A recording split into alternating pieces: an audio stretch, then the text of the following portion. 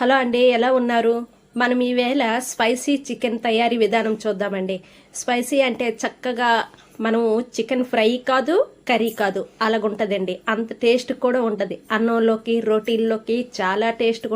మనం ఒక 1/2 KG chicken తెచ్చుకొని అది చక్కగా కడుక్కొని కారం, ఉప్పు, పసుపు, గరం మసాలా, ధనియాల పౌడరు, జీరా పౌడరు వేసుకొని సాల్ట్ కూడా వేసుకొని చక్కగా కలుపుకోవాలండి. చక్కగా కలుపుకొని అది మ్యాగ్నేట్ చేసుకొని మనము అది ఒక పక్కన ఉంచుకోవాలండి.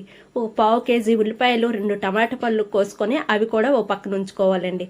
ఒక కళాయిలోన ఆయిల్ వేసుకొని మనము అది ఆయిల్ హీట్ అయ్యాక మనము దాంట్లోన అల్లం వెల్లుల్లి పేస్టు, తర్వాత టమాటా ముక్కలు, ఉల్లిపాయ ముక్కలు వేసుకొని చక్కగా వేగించుకోవాలండి.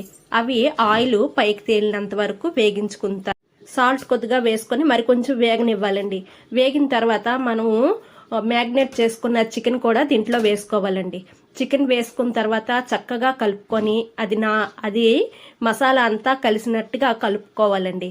కలుపుకున్న తర్వాత అది మనము సిమ్లో పెట్టేసి చక్కగా అది మూత పెట్టాలండి. మూత పెట్టి మనము నీరు వేయాల్సిన అవసరం లేదు. చక్కగా అది నీరు దిగుతుంది కాబట్టి ఆ నీటితోనే చక్కగా వేగిపోవాలండి.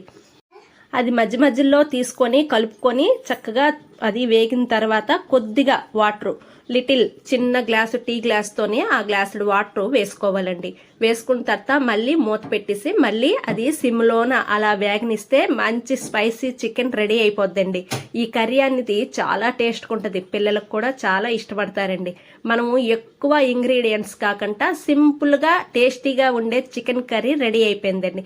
మీకు ఈ వీడియో నచ్చినట్టుగా అయితే లైక్ చేయండి, సబ్స్క్రైబ్ చేసుకోండి. మరిన్ని వీడియోల కోసం లైక్ చేయండి. మీరు వీడియోలు చూస్తున్నారుగా, లైక్ చేయండి ప్లీజ్, లైక్ చేయండి. Thank you.